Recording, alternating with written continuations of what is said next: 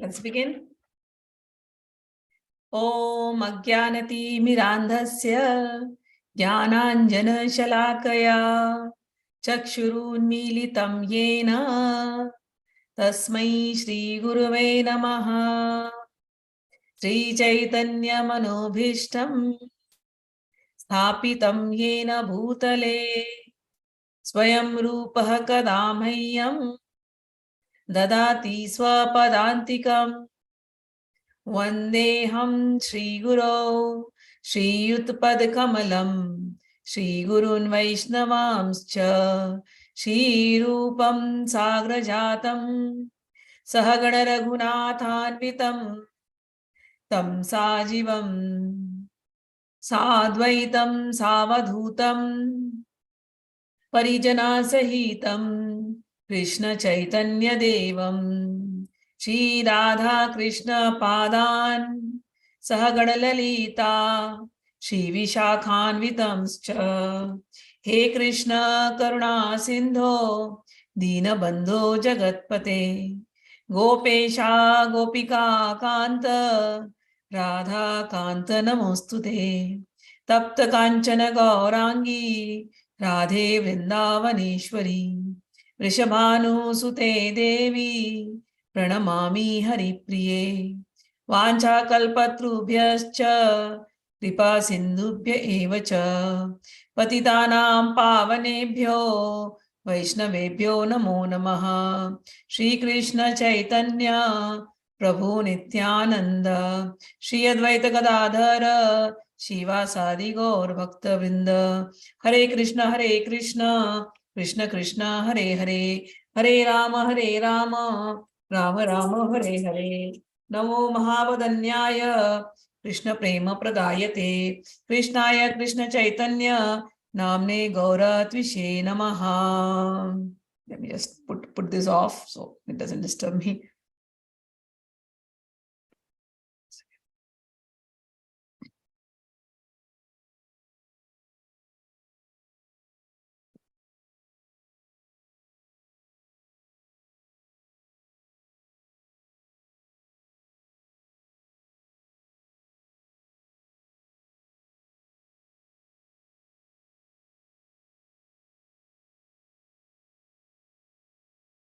Just 1 second, okay? I think people are not getting the link. I'll just forward it to them and then we'll continue.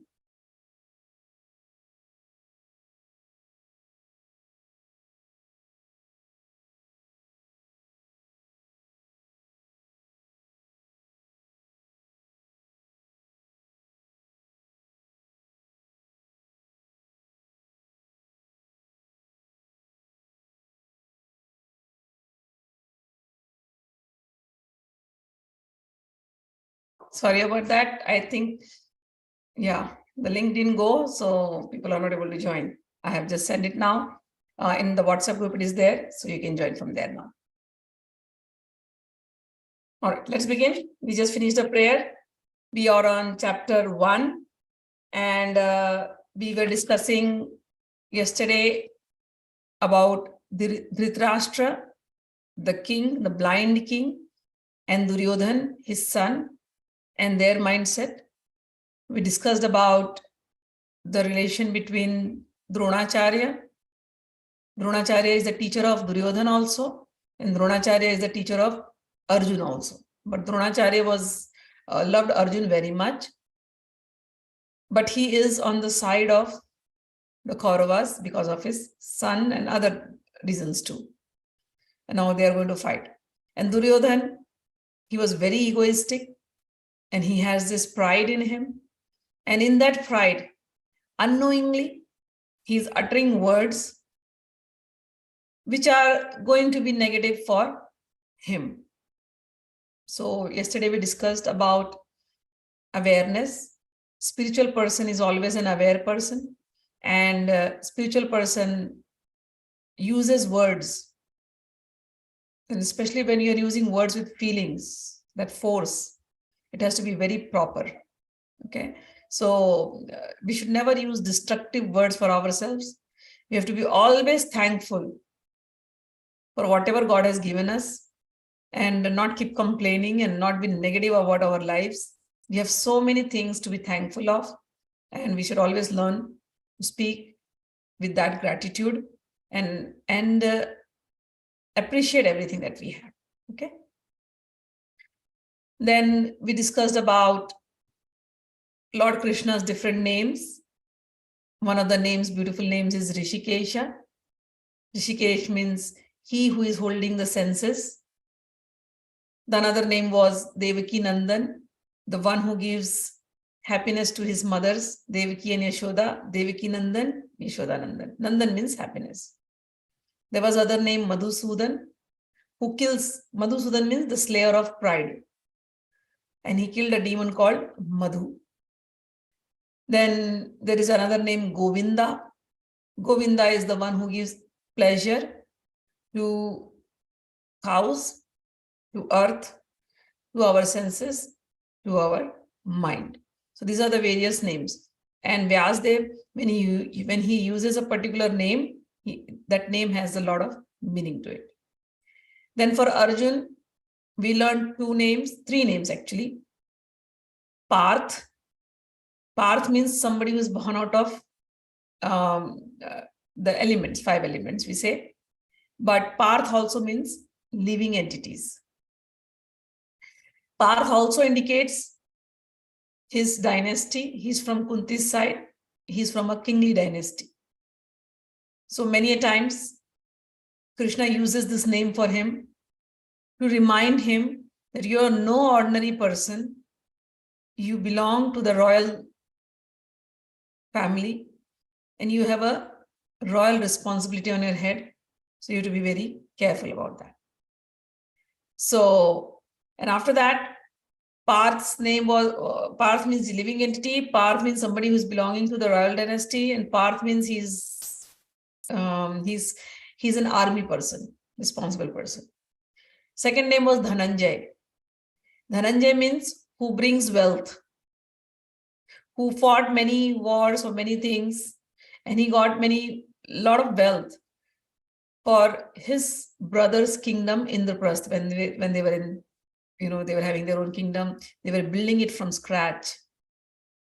At that time, Arjuna went out and he ensured that there is enough fund for all the royal sacrifices and the fire offerings that they'll be doing and feeding all the sadhus and everything, because they are kings in their own way. So Arjuna ensured that there is no scarcity of funds. So Arjuna is also called as Dhananjaya. So 2 names, Partha, Dhananjay.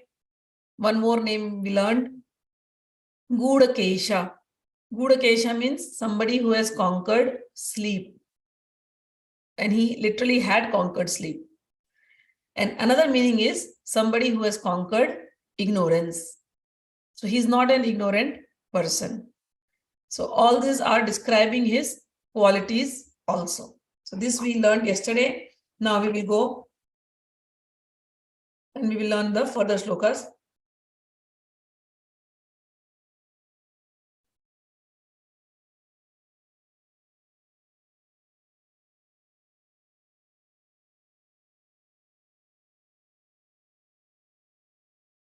We also learned that after both the parties, they just blew their conch shells, they blew their bugles, and there was a tumultuous sound in the air at that time, just to indicate their power. So we learned that also. And now we are going to go ahead. We learned one more thing, just reminding all of these points so that you don't forget that there is Hanuman Ji also in the battlefield. And as I told you, wherever Gita is being spoken or Srimad Bhagavad is being spoken or any kirtan is happening, Lord Hanuman always sits and he's always blessing. With his blessings, we will be able to understand Gita more easily.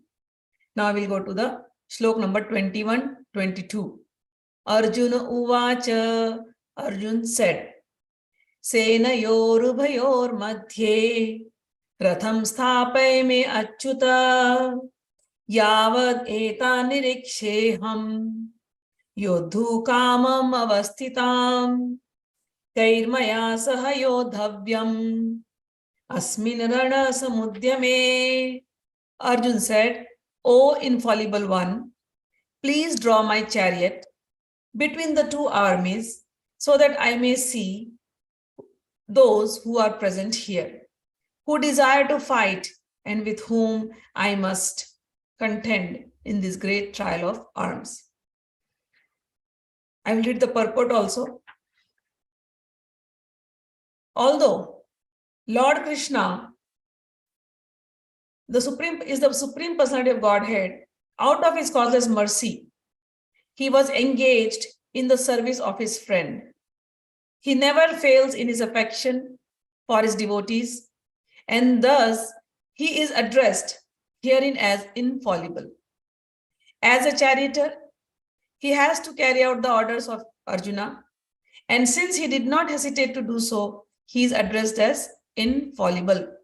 Although he had accepted the position of a charioteer for his devotee, his supreme position was not challenged.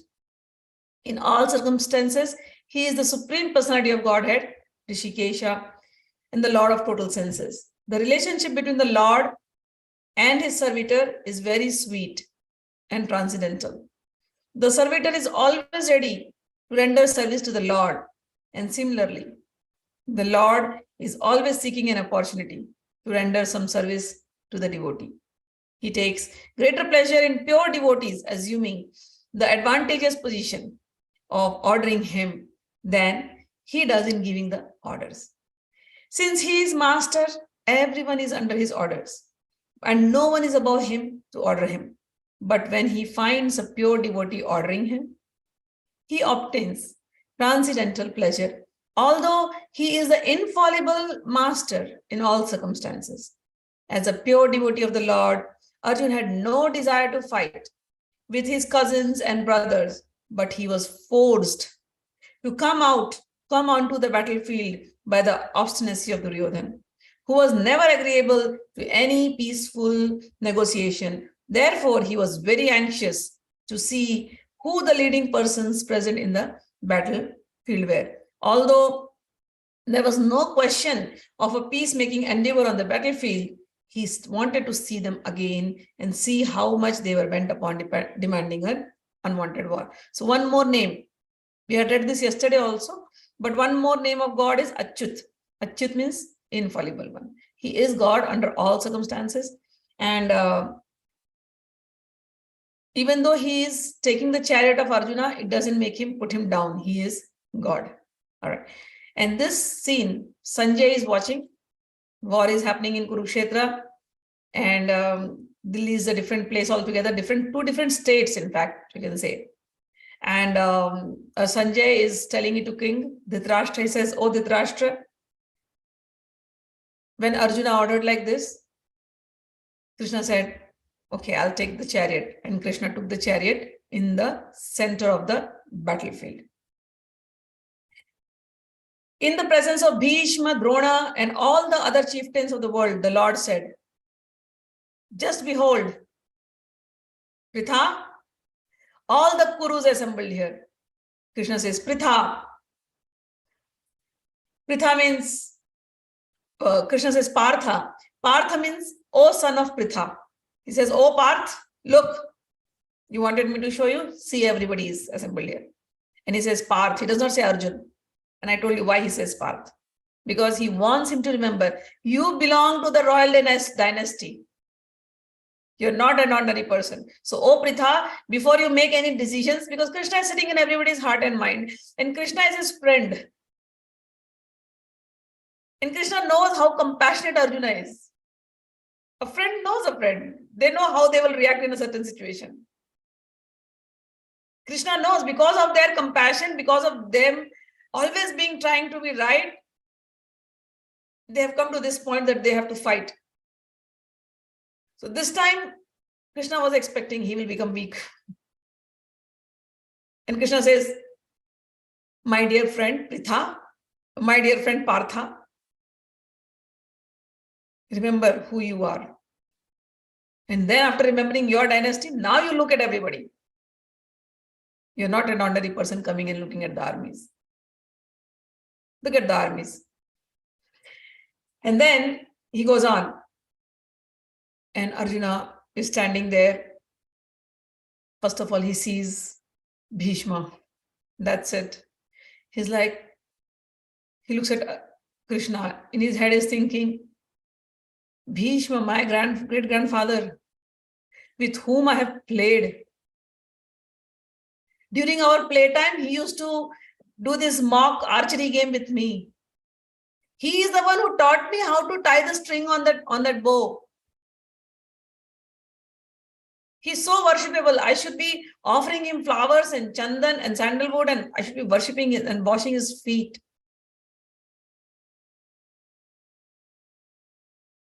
And what am I supposed to do today? Instead of washing his feet, instead of worshipping his feet, am I supposed to throw arrows at him? Arjun thinks of this and he's like already shivering inside. He's perplexed. He's just not liking the whole thing. Obviously, he's a kid and he loves his family people. He sees his fathers, his grandfathers. Then he sees his teachers. Kripacharya is there. Other teachers are there. Dronacharya is there. His maternal uncles, with whom he was so close as a child, they are also standing on the other side. His brothers, cousins, no matter whatever they fought, whatever the arguments were, but we still grew up together. Sons, then he looks at his side. Their sons. No matter my sons and their sons are also my sons. I have seen them growing in front of me. They took birth in front of me. They have called me uncles.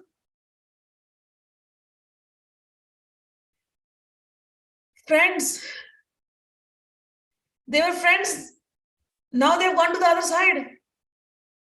How many times, everybody in their life, this is such a beautiful scene if you really think of it. It happens to all of us sometime or the other. You're walking in a path, you think this is your friend. He's walking with you, and suddenly you see, oh my God, they just changed their colors. You're like, what just happened? You have family members with whom you grew up, and now they are strangers to you. You have very happy family members who will always help you grow, and there are toxic family members who will always put you down. And age is nothing. I mean, any age, your very loved ones will turn against you. People whom you trust might turn against you. This is a very classic situation that everyone in their life experiences some way or the other. So all those people he has taken the names, not even one excluded, friends, colleagues. It happens at workplace. You suddenly see what just happened. They just played a game, they just played politics, and they took away what they wanted. People hide things. And you are like, why did they hide from me? Friends, so-called friends, family members, sons. So, I mean, everything, teachers. You cannot think, my teacher, from whom I've learned. I'm expecting my teacher to be more learned than me, right? Always. And if a teacher makes a decision like this and stands on the other side, whatever the reason is, maybe there was some reason for the teacher to go on the other side. But I cannot behave like this. He's my teacher after all. I learned from him. I can't take my arrow and shoot him. It's not possible. This is Arjun. This is the qualities of a nice person. And most of us are nice people. We always fall into such situations where it is very difficult to decide what to do. Arjun's situation is like that. Very compassion. He's overcome by compassion. Nobody wants to fight with their grandfathers, their fathers. But here, his situation is such, he has to. When the son of Kunti, Arjun, saw all these different grades of friends and relatives, he became overwhelmed with compassion and spoke thus. Arjun uvācha. Arjun said, my dear Krishna, seeing my friends, relatives present before me in such a fighting spirit, I feel the limbs of my body shivering and my mouth drying up. The way it has been written, I mean, I actually start feeling it. It is so natural. People whom you love, you give them everything. And if they turn against you and you have to fight with them, oh my gosh, it happens. And this is what Arjun's situation is. He's overcome by compassion for his family members. What kind of family members? These family members are not thinking about him. They are ready to kill him. But a good person's nature is forgive. I don't want to. But Arjun was in a situation. It's not about his family members anymore.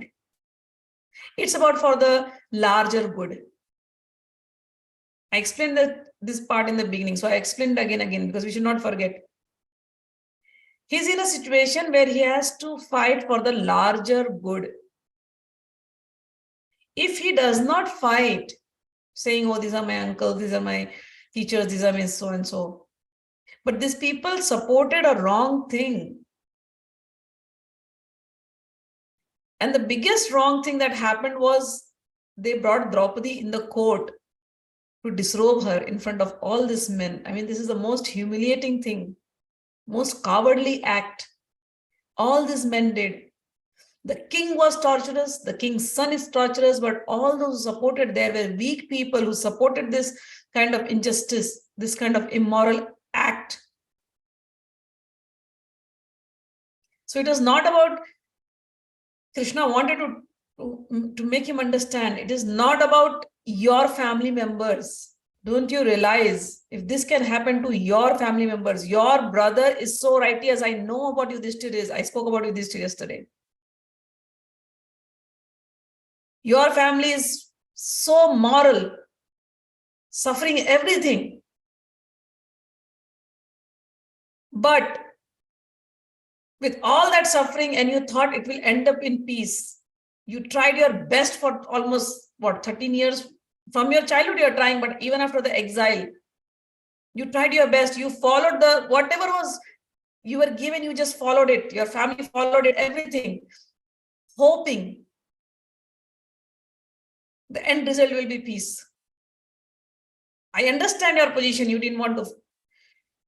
Many times you got angry, but still you controlled your anger and you went on with your patience. You suffered through the exile. What all they didn't try during the exile, to put Draupadi down, to put you down, to put your family down, to get you guys killed. What all they have not done. And yet you guys still went on in your righteous way, suffering,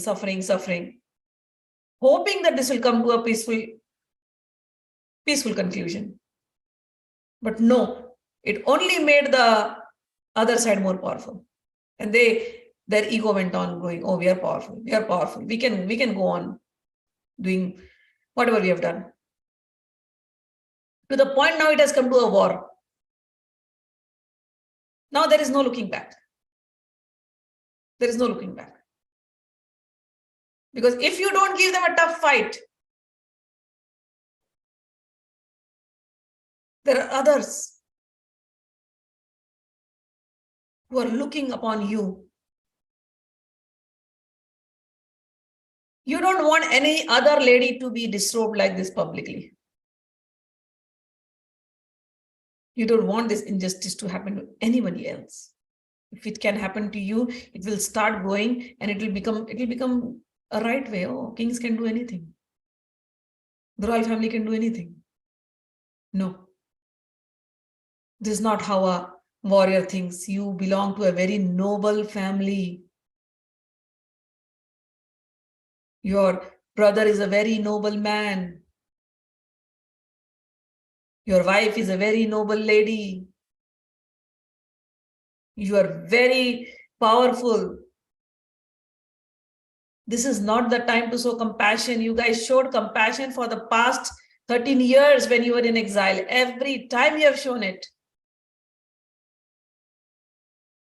Don't show. It's not the right decision. to show compassion. Somewhere you have to become very strong. So Arjun was at that point, whether he should look at the right or the wrong, but he's so overcome by compassion. My family members, my people, my, and these family members are, you're not ours. The first chance we get, we are going to kill you guys. That is not how it is. So I will read the purport. Purport is also very nice. Any man who has genuine devotion to the Lord has all the good qualities which are found in godly persons or in gods. Whereas the non-devotee, however advanced he may be in material qualification, by education and culture, lacks in godly qualities. As such, Arjun, just after seeing his kinsmen, friends, and relatives on the battlefield, was at once overwhelmed by compassion for them. So, for them who had decided to fight amongst themselves, as far as his soldiers were concerned, he was sympathetic from the beginning, but he felt compassion even for the soldiers of the other side. This is Arjun. His heart is so soft, such an archer, but with a soft heart. He felt compassion even for the soldiers of the opposite party, foreseeing their imminent death. And while he was so thinking, the limbs of his body began to quiver and his mouth became dry. He was more or less astonished to see their fighting spirit. Practically, the whole community, all blood relatives of Arjun, had come to fight with him. This overwhelmed a kind devotee like Arjun. Although it is not mentioned here, still one can easily imagine that not only Arjun's bodily limbs were quivering and his mouth drying up, but he was crying out of compassion. Such symptoms in Arjun are not due to weakness, but because of his soft-heartedness, and a characteristic of a pure devotee of the Lord. It is therefore said, Yasyasti bhaktir bhagavatir rakinchan sarvair gunaistatra samasate suraha harava bhaktasya kuto mahadguna manorathena sati dhavato bahihi. One who has unflinching devotion for the Supreme Personality of Godhead has all the good qualities of God, but one who is not a devotee of the Lord has only material qualifications that are of little value. This is because he is hovering on the mental plane and is certain to be attracted by the glaring of material energy. In this world, everybody looks like a devotee, People are praying, people are chanting, people go to temples. Everybody looks very religious. But who is a real devotee? A real devotee is one whose heart is filled with compassion, compassionate.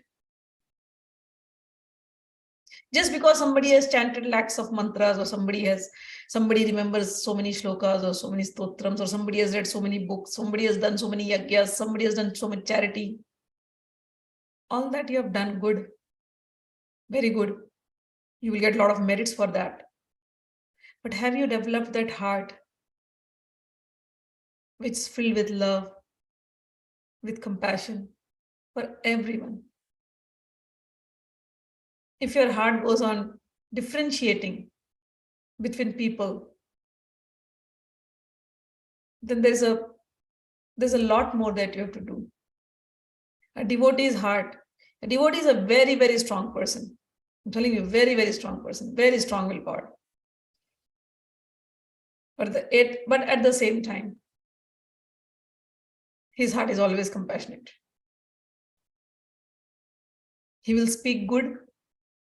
He will think good. he will do good for others. His life will always be, how can I benefit others? What can I do for others? My father used to teach these 3 vachan. Vachan means 3 things that he got from Maa Kamakhyaa. Let's sum it up all. Number 1, forgive even your greatest enemy. Number 2, humility. Being humble under all circumstances. Number 3, Loka Kalyan means serve others. And I saw that in my father also. I've told this story, when I was young, I had anger. And all the time when you're doing good to others, and when they turn their back against you, obviously you will have a reaction.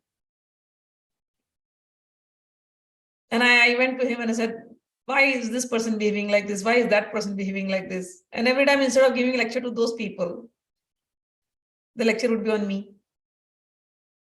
Sometimes I would get irritated. Stop this lecture. I don't want to hear you. I was young. He would say, what did Maa Kamakhyaa teach? Tell me. I'm like, yeah, forgive and forget. No. Not forgive and forget. Something more. I said, what something more? I told you forgive and forget. It's like a theory to me, right?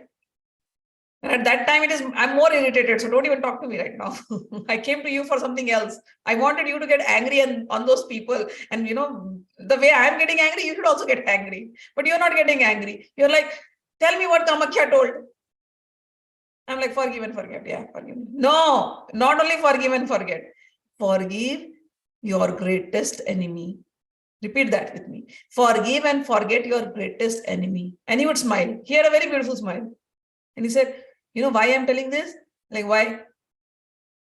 He said, forgive. He made this up. Forgive for giving love. Forget for getting love. So forgive and forget your greatest enemy for giving love and for getting love.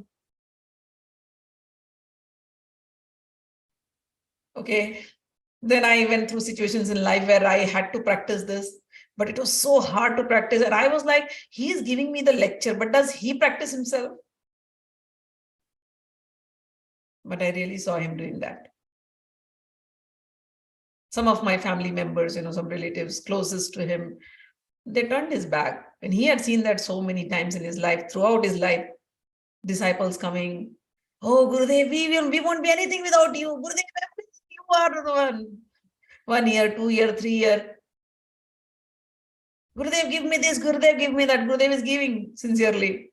And 3 years later, they will vanish. They will vanish. And some of them not only vanish, some of them will talk negative. We have heard it. And I used to get angry, Daddy. Why? Papa, why? Why do you want to even teach all these people? Not necessary. Oh, you sent my Papa's picture. Oh, thank you. It's so sweet. Wow. I said, Papa, why? Why are you teaching these people? Not even worth it.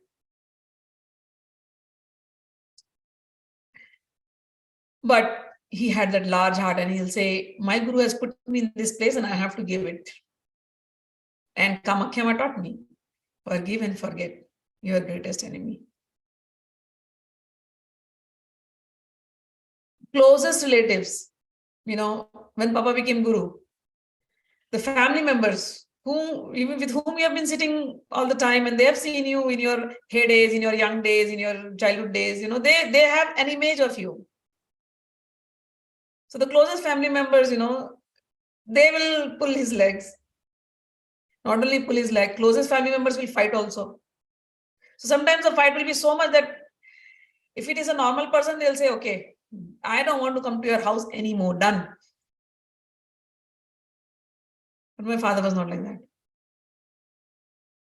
If he goes to that city, he will make sure that he'll meet that person and come. And me as a child, I would be getting angry. Why are you going to that person? He does not even know to talk properly. Why? You want to go, you go. I'm not coming. We are not coming. You have told that also. And he'll go there, sit there. Those people are angry. They don't want to see his face. But he will go there, sit there, smile, talk to them nicely. And within like 10 minutes, the whole environment has changed and they'll be feeding him and giving him everything and they're laughing and everything and then he'll come out. I have fought with him saying, what did you gain by this? Or are they going to change? They'll be the same people. The next chance they will get, they will talk bad about you. And then he will tell me the story of Tukaram and the scorpion. Everybody is like that. But I am Kamakhya's child. Become like Shiva. He will tell all this. Become like Shiva with all snakes. He's still very peaceful. This is sadhana. This is practical. These people around you may not change or may change. It doesn't matter. Have you changed in spiritual life? I have seen him doing this. And I'm telling you, this was an inspiration for me. When I myself went through an experience in my middle ages, it was very difficult for me to break that barrier inside me and to go to that person who, they didn't leave any chance to do whatever wrong they had to do with me. I still went because I remembered my father. I still overcame that little barrier. Forgive and forget. My heart was very peaceful. My heart is always very peaceful because of my father's training. Forgive and forget even your greatest enemy, forgiving love and forgetting love. Under all circumstances, be humble. Be humble. Check your ego. It takes great strength. It takes very great strength. Chama virasya bhushanam. This is a saying. Strong people, their strongest quality is that they can forgive. Chama virasya bhushanam. Their biggest ornament that they wear is they can forgive. Under all circumstances, be humble and always serve others. These were the three things that he taught. This is the quality of a devotee. Arjun has that quality. Arjun's family has that quality. All these three. All right. So, one who has devotion in themselves towards God, their biggest quality is they are compassionate and they can forgive and always smile. Arjuna says, "O Krishna, my whole body is trembling. My hair is standing on my end, and my bow, Gandiva, is slipping from my hand, and my skin is burning. I am not able to stand here any more longer. I am forgetting myself, and my mind is reeling. I see only causes of misfortune. O Krishna, killer of Keshi demon." Here he says Keshav. Krishna's name is Keshav, killer of Keshi demon. Keshi also means crooked. Krishna has hair which is like curled. So someone with a curly hair is also Keshav. Someone who killed the Keshi demon is also Keshav. Keshi means crooked. So you know, he says Keshav, killer, slayer of crooked people. You know, I'm not able to stand here right now. My mind is all, right now my mind is all twisted. I'm not able to think straight. Another meaning for that, curled, twisted. My mind is twisted right now. I'm not able to think. Okay, sure. My mouth is drying up. My bow is falling down. I'm feeling very weak at the knees. Something is just happening to me. I do not see any good coming out from killing my own kinsmen in this battle. Can I, my dear Krishna, desire any subsequent victory, kingdom or happiness? And in 32 to 35, he says, Kim no rajyena govinda, kim bhogair jivetvena va, yesham arthe kankshitam no, rajyam bhoga sukhani cha. Tameva sthita yuddhe, pranam tyaktva dhanani cha, acharya pitaras putras, tathaiva cha pitamaha, matula swasura pautra, syala sambandhanestatha, etana hantum ichhami, agnato api madhusudana, api trailokya rajasya, heto kim nu mahīkṣitē, nihatya dharta rashtrana, ka prīti sya janardana. He says, O Govinda.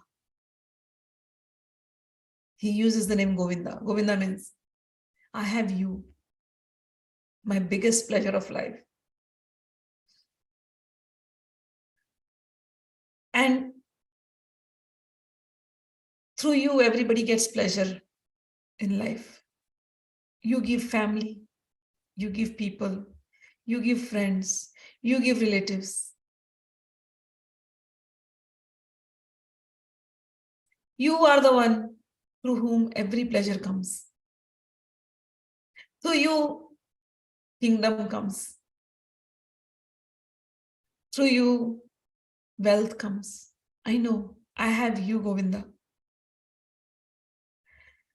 I have my biggest pleasure with me. So right now I feel I don't need to fight. Why? What avail to us are a kingdom? I'm not looking for it. Happiness or even life itself, when all those for whom we desire all this, they are now arrayed on this battlefield. O Madhusudan, when teachers, fathers, sons, grandfathers, maternal uncles, father-in-laws, grandsons, brother-in-law, and other relatives are ready to give up their lives and properties, and they are standing before me, why should I kill them? I don't need the kingdom. What's the use of a kingdom? If people can have houses, but what's the use of a big home if you have nobody around you to enjoy? You may have an estate, but there is nobody. You are just alone in that estate. How will you enjoy that property or anything? You need people to enjoy. He says, what will I do with this kingdom when everybody whom I loved from childhood are just standing to fight for that property? They will all get killed, I know. I don't need this property. I don't need this kingdom. Give to them. They cannot think rightly, no problem. I cannot be like them. Give to them. Why should I wish to kill them?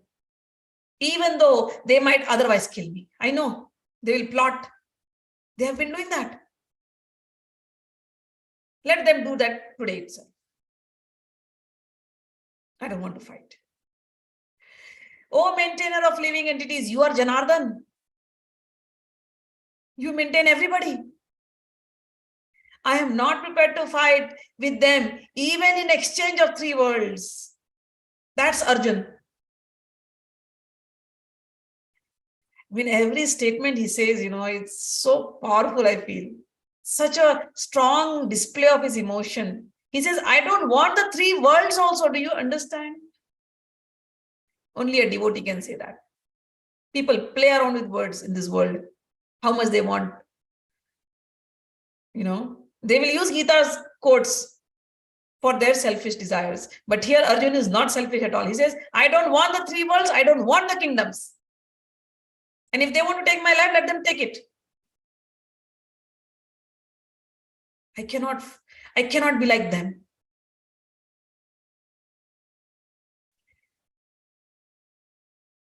O maintainer of all living entities, I am not prepared to fight with them even in exchange for the 3 worlds.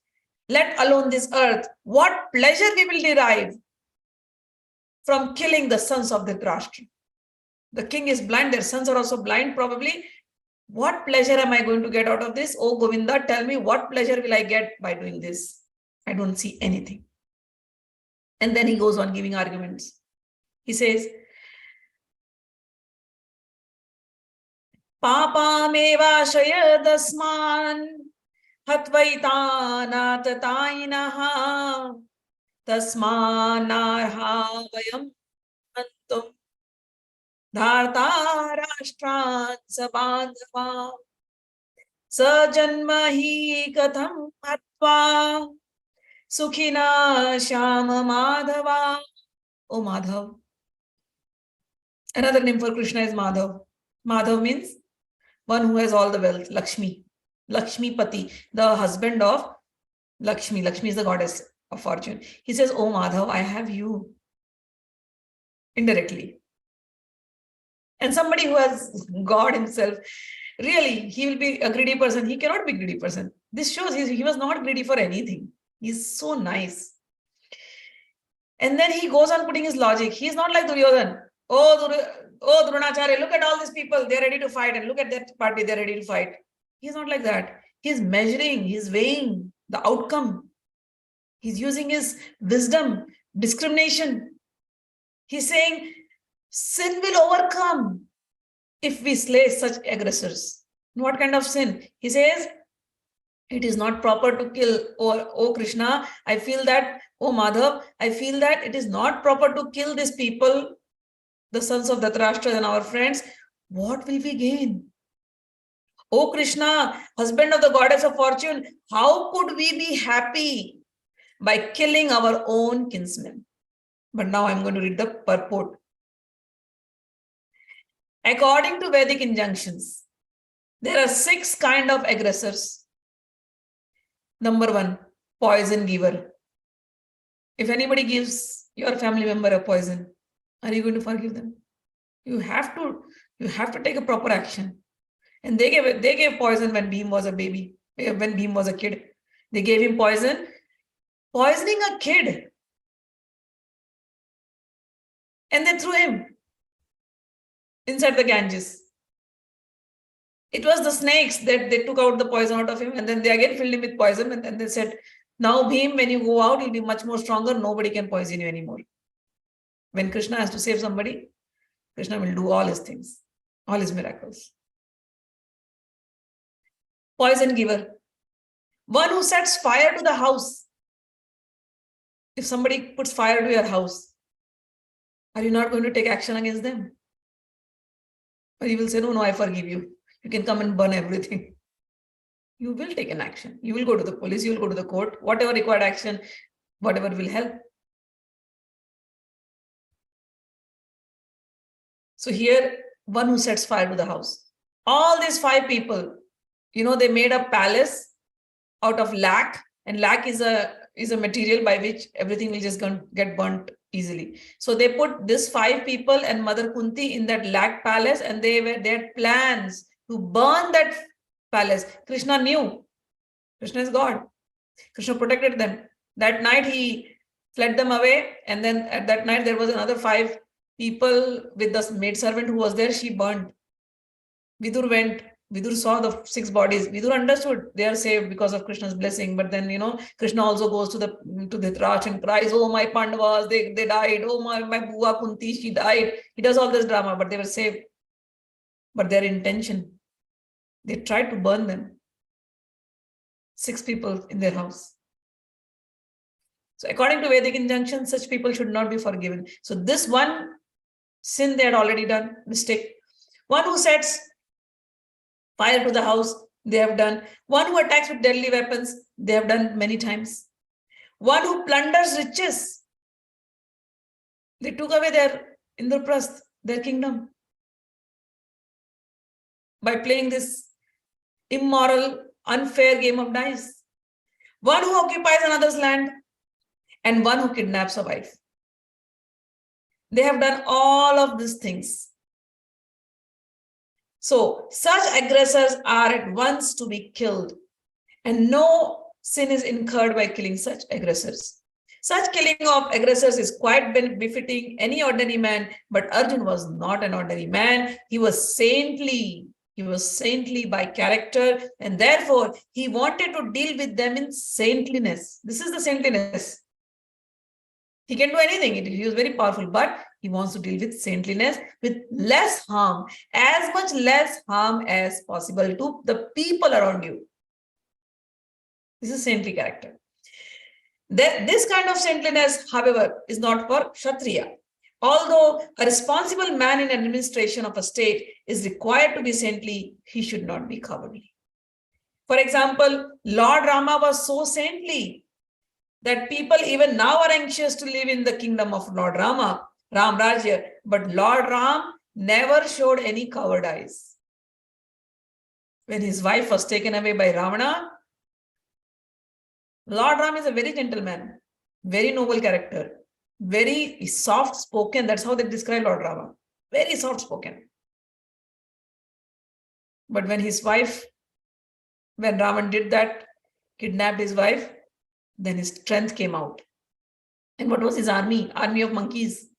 With that little army, he crossed the ocean and went and then killed Ravana and came out. So, my father used to say, a bhakta is very saintly. I mean, he's very nice. Bhakta is bhola. Bhola means very innocent. Very nice person. But bhakta is not a coward and bhakta is not a fool. So you can be very innocent, you can be very nice to people. But if somebody is trying to be very aggressive with you, then you should know where to draw the line. You should not, at that time, you should not be coward. You have to show your strength and keep them at bay or keep them at a hand's distance. Okay. So whenever required, you have to display both the qualities. Never allow the aggressors to come closer to you, but do not harbor any enmity for anyone. But Ram gave him Lord Rama never showed any cowardice. Ravan was an aggressor against Rama because Ravana kidnapped Rama's wife Sita. But Lord Rama gave him sufficient lessons, unparalleled in the history of the world. In Arjuna's case, however, one should consider the special type of aggressors, namely his own grandfather, own teacher, friends, sons, grandsons, etc. Because of them, Arjuna thought he should not take the severe steps necessary against ordinary aggressors. Besides that, saintly persons are advised to forgive. Such injunctions for saintly persons are more important than any political emergency. Arjun considered that rather than kill his own kinsmen for political reasons, it would be better to forgive them on grounds of religion and saintly behavior. This was his logic. He did not, therefore, consider such killing profitable, simply for the matter of temporary bodily happiness. After all, kingdoms and the pleasures derived therefrom are not permanent. So why should he risk his life and eternal salvation by killing his own kinsmen? Arjuna addresses Krishna as Madhava, or the husband of goddess of fortune. That this also is very significant in this connection. He wanted to point out that Krishna, that as the husband of goddess of fortune, he should not induce Arjun to take up a matter which would ultimately bring about misfortune. Krishna, however, never brings misfortune to anyone, to say nothing of his devotees. Yadi apete na pashyanti lobhopahata chetasa kulakshaya kritam dosham mitradohe cha patakam kutam nagneyam asmabhi papadasma nivrattitum kulakshaya kritam dosham prapasyabdhir janardana. This was Shloka 37-38. I will read the translation now and we'll end up the chapter. Only few more shlokas. From tomorrow, I will start the second chapter. O Janardan, although these men, their hearts, overtaken by greed, see no fault in killing one's family or quarreling with friends, why should we, who can see the crime in destroying a family, engage in these acts of sin? Is it not like a normal good person who talks? Like, why should I fight? It's okay, I don't have to fight. They want to do it, let them do it. Why should I fight? Then he goes on giving more logical arguments. He says, with the destruction of the dynasty, the eternal family tradition is vanquished. And thus the rest of the family becomes involved in irreligion. When irreligion is prominent in the family, O Krishna, the women of the family will become polluted. And from the degradation of womanhood, O descendant of Vrishni, comes unwanted progeny. So here he's calling Krishna as the descendant of Vrishni. He says, O Varshne, like how Krishna says, O Partha, descendant of Pritha. Same way he says, you are the descendant of Vrishni. If these people get killed, so many fathers will be killed here. So if the men of a household are killed, who will carry on the traditions? Who will teach their children? If the whole society becomes, major part of the society becomes fatherless, uncle-less, brotherless men who do all these rituals and traditions, they are the one who will take it further. From them, their sons learn. If the fathers are gone, how many women will be left without any husband? How many widows will be there? Young widows will be there, old widows will be there. How many daughters will be fatherless? What will happen to these women? They will need support. So they will start going to any man. If they start going to any other man, there will be unwanted progeny. And that progeny that will come will not be proper because there's no family system now. The family system will go away. So such kind of unwanted progeny, there is no culture then. The culture, the whole civilization, the tradition, the religion, everything will get spoiled. Whole society will get spoiled. Immorality will go on rise. So I don't think so this is a good idea to fight. His logic was also correct. When irreligion is prominent in the family, the women will become polluted. And from the degradation of womanhood, O descendant of Vrishni, comes unwanted progeny. An increase of unwanted population certainly causes hellish life both for the family and for those who destroy the family tradition. The ancestors of such corrupt families fall down. And because of the performances for offering them food and water are entirely stopped. So he says, in a family when the traditions will die down, so, in India, there is a tradition of offering food to your ancestors. In certain countries, it is still there. In Mexico, Brazil, all those countries, they have this tradition where they offer food to their ancestors. So Arjun is pointing to that the fathers have died, kids are very small. They have not seen their fathers offering food to ancestors. So how will the kids carry the tradition? So the ancestors also will not be pleased. I don't see anything good in this war. And then he goes on saying, by the evil deeds of those who destroy the family tradition and thus give rise to unwanted children, all kind of community projects and family welfare are devastated. O Krishna, O Janardhan, you are the maintainer of people. O Krishna, maintainer of people, I have heard by disciplic succession.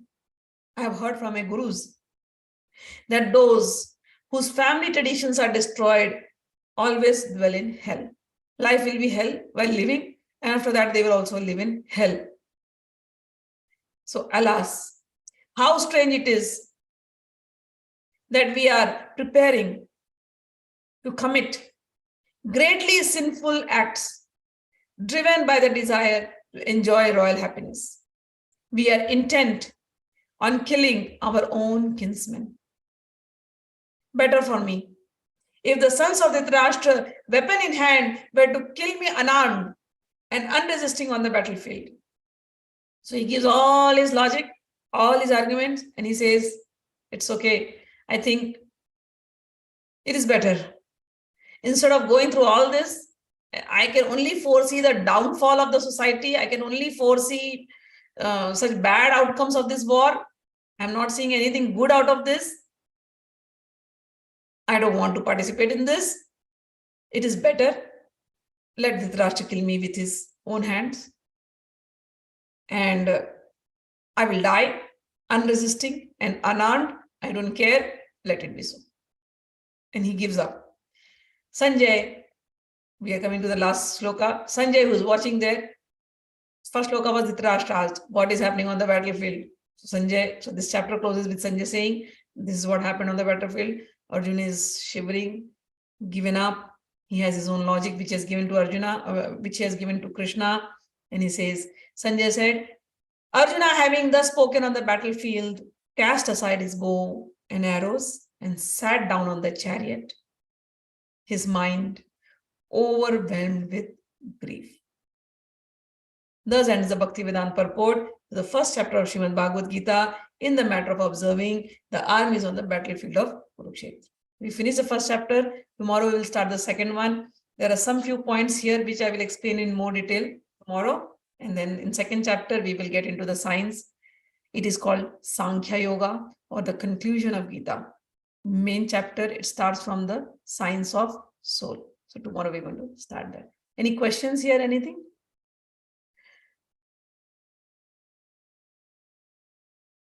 All right.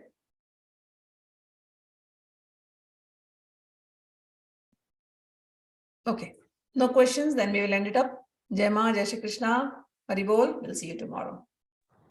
Hari Bol. Thank you, Master. Jai Shri Krishna. Rares sites, thank you. You're welcome. All of you are welcome. Rares, Kate, Ki, Smriti, everybody. Thank you.